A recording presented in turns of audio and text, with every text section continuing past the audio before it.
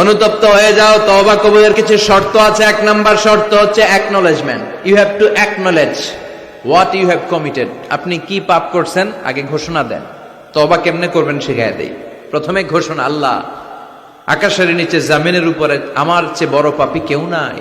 সগীরা কবিরা, জেনে না জেনে, ইচ্ছায় অনিচ্ছায়, শিরকে বেদাতি, শয়তানের ধোকায় পড়ে, নফসের ওয়াসওয়াসায় অনেক পাপ করেছে। আল্লাহ আল্লাহ আমি স্বীকার গেলাম আমি পাপী, আমার চেয়ে বড় পাপী কেউ নাই।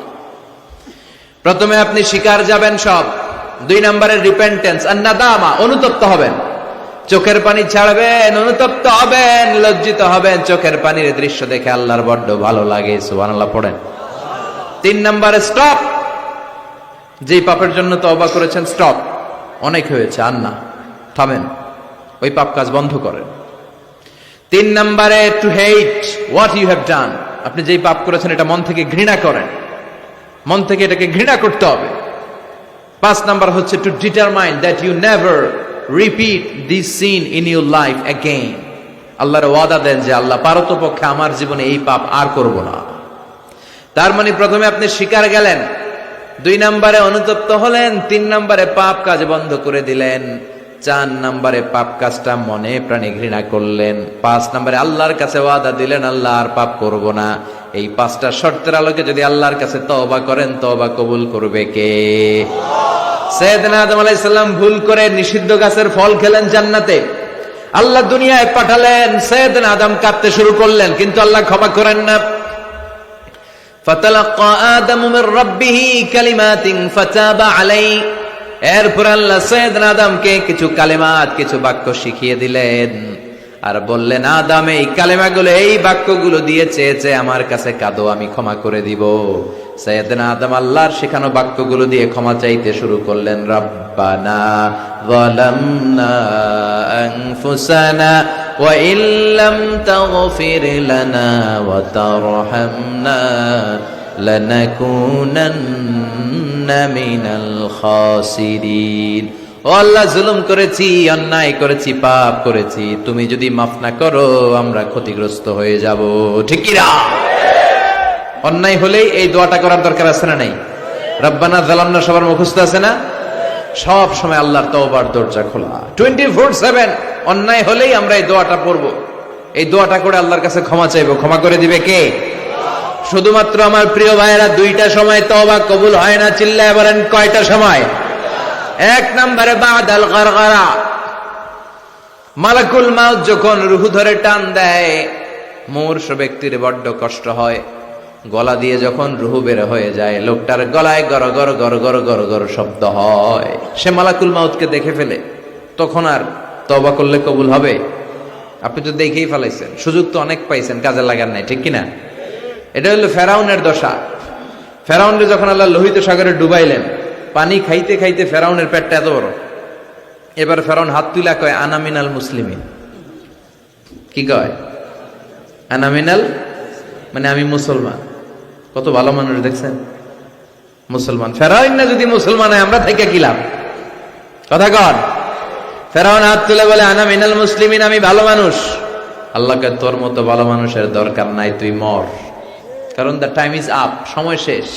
বাদাল গারগারা, তার সময় শেষ। মুসা আলাইহিস সালামের চাচাতো ভাইয়ের নাম ছিল কারুন। বিশাল সম্পদের মালিক আল্লাহ বানিয়েছে। আমি ফেরাউনের লাশও দেখে এসেছি সচক্ষে। আবার কারুনকে যে এলাকায় আল্লাহ জামিনে দাবিয়ে দিয়েছে, ফাখাসাফনা বিহি ওয়া বিদারিহিল আরদ, ওই এলাকাটাও ফায়ুম জেলা, কায়রো থেকে 100 কিলোমিটারের মতো দূরে। এই ফায়ুম জেলায় তার সব সম্পদ আল্লাহ জামিনের ভেতরে দাবিয়ে দিয়েছে। মুসা আলাইহিস সালাম বললেন, কারুন তোর তো অনেক সম্পদ, তুই আল্লাহর রাস্তায় যাকাত দে। তুই আগে তোর হৃদয়টারে খোল, এরপরে তোর হাত খুলবে। আগে হাত খুল, তোর হৃদয় খুলবে। ঠিক কিনা? সে কয় না, আমি যাকাত দিব না, কারণ এগুলো আমার আল্লাহ দেয় নাই, এটা আমি নিজে কামাইছি। ইন্নামা উতীতুহু আলা ইলমিন ইনদি, আমার ইন্টেলেক্ট, মেধার বুদ্ধি খাটিয়ে এই সম্পদের মালিক আমি হয়েছি। মুসা আলাইহিস সালাম বললেন, তাই তাহলে আযাবের অপেক্ষা কর। আল্লাহ আযাব পাঠালেন। ফাখাসাফনা বিহি ওয়া বিদারিহিল আরদ। কারণ কারণের সব সম্পত্তি আল্লাহ মুহূর্তের মধ্যে জামিনের ভিতরে ঢুকাতে লাগলেন। কারণের পা ঢুকে গেল, ঢুকতে ঢুকতে হাঁটু পর্যন্ত ঢুকে গেছে জামিনের ভেতর। কারণ ভাবছে উঠা যাবো, উঠা যাব। আমার আটকাইতে পারবে না। এরপরে কোমর পর্যন্ত গেল, কয় উঠে দাম।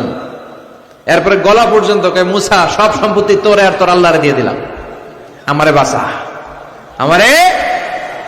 ও মুসা, এতক্ষণ শুধু জাকাতের সম্পত্তি দেয় না, এখন কয় সব তোর, সব তোর আর তোর আল্লাহ, আমারে খালি তুই বাঁচা। এখন তওবা কবুল হবে? ওই যে আনামিনাল মুসলিমিনের স্টাইল আছে না নাই? এজন্য এই গরগরানি মৃত্যুর একেবারে ফাইনাল স্টেজ আসার আগে যদি আপনি ক্ষমা চান, ক্ষমা করবে কে? 2 নাম্বার, বা'দা তুলু'ইশ শামসি মিন মাগরিবিহা, কিয়ামতের আগ দিয়ে পূর্ব দিক থেকে সূর্য না ওঠে, পশ্চিম দিক থেকে সূর্য ওঠা শুরু করে দিবে। তখন যদি তওবা করেন, তওবা কবুল হবে নাকি? এর আগ পর্যন্ত যখনই আল্লাহর ডাক দিয়ে তওবা করেন, তওবা কবুল করে নিবে কে? আমাদের দেশে তওবা পড়ানোর জন্য মাওলানা লাগে। কি লাগে? কই হুজুরে ডাক, ইমাম সাহেবরে ডাক, পীর সাহেব হুজুর রান তওবা পড়া, আছে না নাই? হুজুর নাই তো তওবাও নাই। হুজুর এলাকায় নাই, হুজুর 3 দিন ধরে ছুটিতে আছে, কয় এখন তো তওবা পড়া যাবে না, কারণ হুজুর ছুটিতে। কত বড় ডাকায়!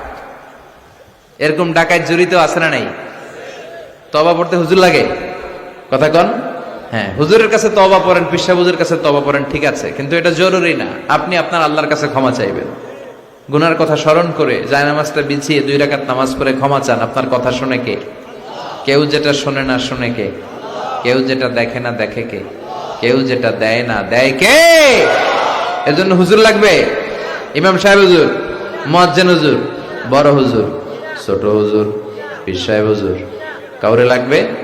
আপনার তওবা আপনি, আমার তওবা আমি। পাপ করলেই মাফ চাবো, এটার নাম তওবা। তওবা মানে to return to your Lord, আল্লাহর কাছে ফিরে আসবেন। আল্লাহর গোলাম আল্লাহর কাছে ফিরে আসবে, এর নাম তওবা।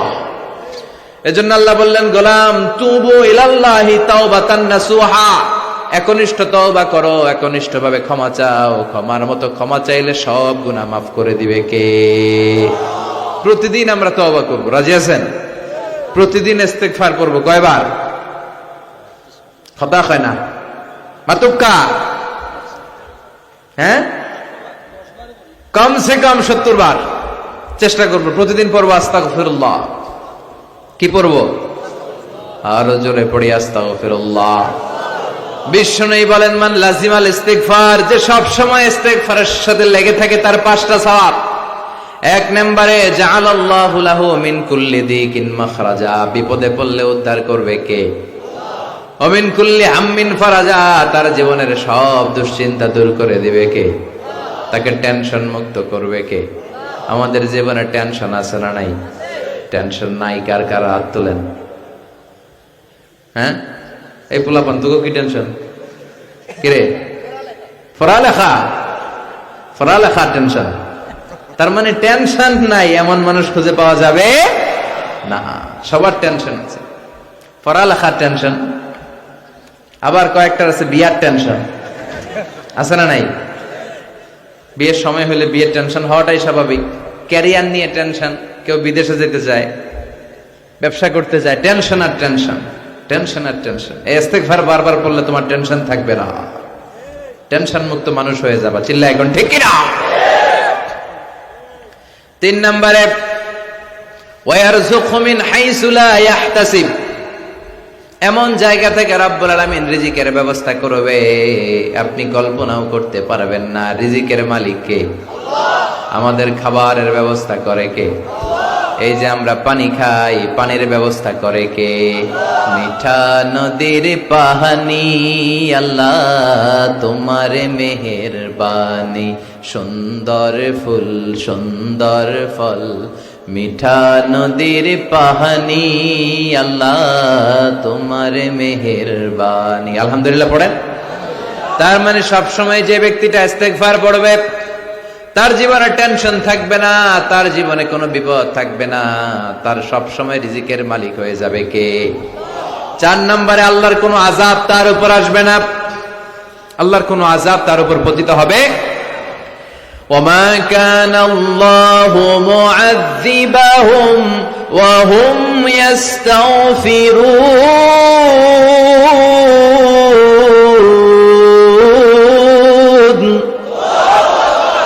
যতক্ষণ আমার বান্দা আমার কাছে ক্ষমা চাইবে, ইস্তেগফার পড়বে, আমার কোনো আযাব তার উপর আসবে না, কোনো আযাব আসবে না। সব ধরনের আযাব থেকে আপনাকে মুক্ত রাখবে কে? 5 নম্বরে আপনারে মুস্তাজাবুদ দাওয়া বানিয়ে দিবে কে? মুস্তাজাবুদ দাওয়া মানে এমন ব্যক্তি, যে ব্যক্তি হাত তুলে দোয়া করতে দেরি হয়ে যায়, দোয়াটা কবুল হতে দেরি হয় না। এদিকে কেউ আছেন মুস্তাজাবুদ দাওয়া, যে হুজুর আমি যখনই হাত তুলে দোয়া করি তখনই আল্লাহ কবুল করে, থাকলেও হাত তুলেন না, এই গোপন জিনিস কাউরে জানায়েন না, ভেজালে পড়বেন, মুস্তাজাবুদ দাওয়া হয়ে যাবে। আজকে বলে রাখি, ইস্তেগফার সব সময় পড়লে কি হবেন? মুস্তাজাবুদ দাওয়া। আপনি দোয়া করা মাত্র কবুল করে নিবে কে? আপনারা ইমাম আহমদ ইবনে হাম্বলের নাম শুনেছেন? হাম্বলি মাযহাবের অনেক বড় আলেম, মুহাদ্দিসুদ দাহর। ওনার বিখ্যাত হাদিসের গ্রন্থ মুসনাদ আহমদ ইবনে হাম্বল একক হাদিসের গ্রন্থ হিসেবে পৃথিবীর সবচাইতে বড় হাদিসের কিতাব। প্রায় 40,000-এর মতো হাদিসের কম্পাইলেশন আছে এখানে, সুবহানাল্লাহ পড়ে। এই মুহাদ্দিস ওনার শেষ জীবনে সব সময় হাদিস লেখা, হাদিস মুখস্থ, হাদিস সংগ্রহের কাজে ব্যয় করেছেন। লম্বা লম্বা সফর করতেন, দেশ থেকে দেশ, দেশান্তরে, এক দেশ থেকে আরেক দেশে তিনি সফরে যেতেন। ওনার সফরের ঘটনায় পাওয়া যায় উনি এক শীতের সিজনে হাদিস সংগ্রহের কাজে সফরে বেরিয়েছেন। প্রচন্ড শীত। উনি এক মসজিদে ঢুকে মাগরিবের নামাজ পড়লেন, এশার সালাত আদায় করলেন। এরপরে ভাবলেন বাইরে এত শীত, যাওয়ার তো জায়গা নাই, এক কাজ করি মসজিদেই ইবাদত করে আর হাদিস পড়ে পড়ে কাটাই, ফজরের সালাত জামাতে পড়ে তারপরে বেরোবো। উনি ব্যাগ থেকে কাঁথা বের করে হাদিসের কিতাব নিয়ে পড়তে লাগলেন। কিন্তু মসজিদের দারোয়ান এসে বলে, উখরুজ মিনাল মসজিদ ইয়া শেখ, এই বুড়া মসজিদ থেকে বেরো। চিনে নাই, উনি যে এত বড় আলেমে দ্বীন মুহাদ্দিস, চিনতে পারে নাই। ইমাম আহমদ ইবনে হাম্বল বললেন, বাবা বাইরে শীত, আমি কই যাব? আমি মুসাফির মানুষ, আমি এই মসজিদে ফজরের সালাতও পড়ব, জামাতে পড়ে তারপরে বেরোবো, রাতটা আমারে থাকতে দাও। মসজিদের দারোয়ান বলে, না মসজিদে থাকা যাবে না, বের হন। ভালো কথায় বের না হইলে ঘাট ধাক্কা দিয়ে বের করে দেন। কি আর করা, উনি ব্যাগ নিয়ে বের হয়ে গেলেন। শীতে কাঁপছেন। হাঁটতে হাঁটতে হাঁটতে হাঁটতে বাইরে দেখলেন যে একটা বাজার, ওই বাজারে এক যুবক রুটি বানায়, সাজ রুটি বিক্রেতা যুবক। তিনি রুটি বিক্রেতার কাছে যে সালাম দিলেন, আসসালামু আলাইকুম। যুবক বলে, ওয়া আলাইকুম আসসালাম।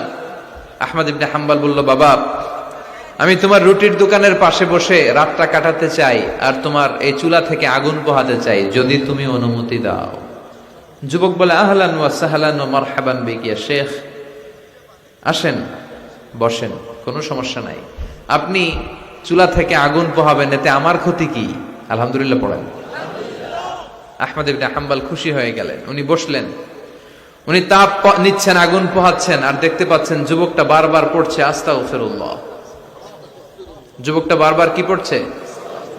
আস্তাগফিরুল্লাহ। রুটি বানায় আর পড়ে আস্তাগফিরুল্লাহ। রুটি চুলায় দেয়, পড়ে আস্তাগফিরুল্লাহ। কেউ রুটি কিনতে আসলে তার কাছে রুটি তুলে দেয়, পড়ে আস্তাগফিরুল্লাহ। টাকা নিয়ে ক্যাশ বক্সে ঢুকায়, আর কি পড়ে? আবার রুটি বানাতে শুরু করে, আর কি পড়ে? ইমাম আহমদ ইবনে হাম্বল তার এই দৃশ্যটা দেখে অবাক হলেন। তিনি প্রশ্ন করলেন, যুবক, মা লাকা ইয়া শাব দাইমান তাকরাউনা আস্তাগফিরুল্লাহ। হে যুবক, কি হলো তোমার? আসার পর থেকেই দেখতেছিস তুমি খালি পড়ো আস্তাগফিরুল্লাহ, খালি পড়ো আস্তাগফিরুল্লাহ, কেন? যুবক বলে, এই ইবাদত করে, এই ইস্তেগফারের সাথে সব সময় লেগে থাকার কারণে আমি অনেক কিছু পেয়েছি। কি পেয়েছো? সে বলতে শুরু করলো, আমি মুস্তাজাবুদ দাওয়া হয়ে গিয়েছি। মুস্তাজাবুদ দাওয়া মানে এমন লোক, যে লোক দোয়া করতে দেরি, ওই দোয়াটা কবুল হতে দেরি হয় না। ইমাম আহমদ ইবনে হাম্বল অবাক হলেন। ফাতাআজ্জাবা আহমদ ইবনে হাম্বল ওয়া ক্বাল, আনতা মুস্তাজাবুদ দাওয়া। অবাক হলেন আর বললেন, বলো কি, তুমি মুস্তাজাবুদ দাওয়া? তুমি জীবনে যা দোয়া করেছো সব কবুল হয়েছে? যুবক বলে, হ্যাঁ, আমি জীবনে যত দোয়া করেছি সব দোয়া কবুল হয়েছে, একটা দোয়া ছাড়া। শুধু একটা দোয়া কবুল হয় নাই, বাকি সব দোয়া চাওয়া মাত্রই কবুল করে নিয়েছে কে? এবার আহমদ ইবনে হাম্বলের কিউরিসিটি আরো বেড়ে গেল। আহমদ ইবনে হাম্বল বললেন, বলো কি, সব দোয়া কবুল, আবার একটা দোয়া কবুল হয় নাই। এটা কোন দোয়া রে বাবা? এবার যুবক বলতে শুরু করলো, আমি আল্লাহর কাছে খুব চেয়েছি যে আল্লাহ, শুনেছি এই জামানার সবচেয়ে বড় মুহাদ্দিসের নাম নাকি আহমদ ইবনে হাম্বল। আল্লাহ, আমি মরার আগে ওনার সাথে একবার দেখা করে মরতে চাই। আমি ওনার হাতে হাত রেখে ওনার কাছে বায়াত হতে চাই, ওনার সাথে মুসাফা করতে চাই, আর ওনার কপালে একটা চুমু দিতে চাই। এই কথা শুনে ইমাম আহমদ ইবনে হাম্বল আর ধৈর্য ধারণ করতে পারলেন না, চোখের পানি ছেড়ে দিলেন। বললেন, যুবক, তোমার এই দোয়াটাও আল্লাহর কাছে কবুল হয়েছে, এই দোয়াটাও কবুল হয়েছে। আনা আহমদ ইবনে হাম্বল, আমি আহমদ ইবনে হাম্বল, মুহাদ্দিসুদ দাহর, এই জামানার সবচাইতে বড় মুহাদ্দিস। আমার সাথে দেখা করার জন্য আমার দরবারে তোমার যাওয়ার দরকার নেই, আমাকে আল্লাহ তোমার দরবারে নিয়ে এসেছে। এজন্য বারবার বারবার সব সময় যদি ইস্তিগফারের সাথে আপনি লেগে থাকেন, আপনারে মুস্তাজাবুদ দাওয়া বানিয়ে দিবে কে? আমি অনেক জায়গায় ইস্তিগফার নিয়ে বয়ান করেছি। এবছর সিলেটে আপনাদের এই প্রোগ্রামে আসার সময় আমি যখন ঢাকা এয়ারপোর্টে, অনেক যুবকরা দৌড়ে এসেছে, হুজুর আপনি মিজানুর রহমান আজহারি না? আমি বলি, হ্যাঁ আমি মিজানুর রহমান আজহারি। বলে, হুজুর আপনার আলোচনা শুনে আমার জীবনে অনেক পরিবর্তন হয়েছে। আর হুজুর আরেকটা কথা, এখন কিন্তু আমি অবসর সময় পাইলে খালি করি আস্তাগফিরুল্লাহ। আমার এসে বলতে শুরু করলো, একজন না এরকম কয়েকজন এসে বলতেছে, হুজুর আমি কিন্তু সব সময় সুযোগ পেলে আস্তাগফিরুল্লাহ পড়ি, সুযোগ পেলে অবসরে ইস্তেগফার পড়ি। ও যুবক, ইস্তেগফার করে তুমিও মুস্তাজাবুদ দাওয়া হতে পারো। অবসর সময়টাকে কাজে লাগাও। গাড়ির জন্য বসে আছি, বাজারের ব্যাগ হাতে নিয়ে যাচ্ছি, অবসর সময় ঘুম আসে না, কি পড়বো? প্রাণ ভরে মন ভরে পড়েন তো আস্তাগফিরুল্লাহ, আবার পড়েন আস্তাগফিরুল্লাহ, আরো জোরে আওয়াজ করে পড়েন আস্তাগফিরুল্লাহ। ইস্তেগফার পড়ার অনেকগুলো পদ্ধতি আছে, সবচেয়ে ছোট ইস্তেগফার হচ্ছে এটা, আস্তাগফিরুল্লাহ। এছাড়া আপনি পড়তে পারেন আস্তাগফিরুল্লাহ আল্লাযী লা ইলাহা ইল্লা হুয়াল হাইয়ুল কাইয়্যুম ওয়া আতুবু ইলাইহি। এই ইস্তেগফারটা যদি কেউ পড়ে, জিহাদের ময়দান থেকে ফিরে আসা কবিরা গুনাহ, আল্লাহ বলে জিহাদের ময়দান থেকে ফিরে এসে কবিরা গুনাহ করেছে, এই লোক যদি এই দোয়া পড়ে তার গুনাহ মাফ করে দিবে কে? আবার সাইয়েদনা আবু বকর বললেন, ইয়া রাসূলুল্লাহ আল্লিমনি দুআআন আদউ বিহি ফি সালাতি, এমন একটা দোয়া, এমন একটা ইস্তেগফার আপনি আমারে শিক্ষা দেন যে এই দোয়াটা আমি নামাজে সালাম ফেরানোর আগে পড়ব। বিশ্বনবী বললেন, তুমি পড়ো, আল্লাহুম্মা ইন্নী যালামতু নাফসি যুলমান কাসীরান ওয়া লা ইয়াগফিরুয যুনুবা ইল্লা আনতা ফাগফিরলি মাগফিরাতাম মিন ইনদিক ইন্নাকা আনতাল গফুরুর রহিম। সুবহানাল্লাহ পড়েন। এটাও কিন্তু একটা ইস্তেগফার, জানেন? এটাও ইস্তেগফার। যেখানেই ক্ষমা চাওয়ার ঘটনা আছে, যেখানে ক্ষমা চাওয়া আছে, ওইটারে ইস্তেগফার হিসেবে কবুল করে নেয় কে? তার মানে এটাও একটা ইস্তেগফার। এইখানে আপনি পড়েন, আল্লাহুম্মা ইন্নী যালামতু নাফসি, আল্লাহ আমি অনেক জুলুম করেছি, যুলমান কাসীরা, এত বেশি জুলুম যার কোনো সীমা নাই, ওয়ালা ইয়াগফিরুয যুনুবা ইল্লা আনতা, আপনি ছাড়া আমার পাপগুলো মাফ করে দেওয়ার কেউ নাই। ফাগফিরলি মাগফিরাতাম মিন ইনদিক, নিজ গুণে আমারে ক্ষমা করে দেন। ইন্নাকা আনতাল গফুরুর রহিম, আপনি ক্ষমাশীল, আপনি মেহেরবান। ঠিক কি না? এটারে আমরা বাংলাদেশে কি বলি? দোয়ায়ে মাসুরা। কি বলি? এটা যেমনি দোয়ায়ে মাসুরা, আবার এটা একটা ইস্তেগফার। এজন্য ক্ষমা চাইতে চাইলে এটাও পড়বেন। আর এই সব ইস্তেগফারের মধ্যে শ্রেষ্ঠ ইস্তেগফারের নাম সাইয়্যিদুল ইস্তেগফার। যত ইস্তেগফার হতে পারে, বুখারীর বর্ণনা, এর মধ্যে সবচেয়ে শ্রেষ্ঠ ইস্তেগফারের নাম, কথা বলেন, মুখস্থ আছে? কার কার আছে দেখি? হাত তুলুক্কা, তুলুক্কা, তুলুক্কা। অল্প কয়েকজনের আছে। কইলে মনে হইব, কইলে মনে হইব তার। তো এটা হচ্ছে সর্বশ্রেষ্ঠ ইস্তেগফার। এই ইস্তেগফারটা কেউ যদি রাতে পড়ে, ওই রাতে মৃত্যু হলে সে জান্নাতি। এই ইস্তেগফারটা যদি কেউ দিনে পড়ে, ওই দিনে মৃত্যু হলে সে জান্নাতি। এটার নাম সাইয়্যিদুল ইস্তেগফার। আল্লাহুম্মা আনতা রাব্বি লা ইলাহা ইল্লা আনতা খালাকতানি ওয়া আনা আবদুক ওয়া আনা আলা আহদিকা ওয়া ওয়া'দিকা মাস্তাতা'তু আউযু বিকা মিন শাররি মা সানা'তু আবু'ু লাকা বিনি'মাতিকা আলাইয়া ওয়া আবু'ু বিযামবি ফাগফিরলি ফাইন্নাহু লা ইয়াগফিরুয যুনুবা ইল্লা আনতা। সুবহানাল্লাহ পড়েন। এটা মুখস্থ করতে রাজি আছেন?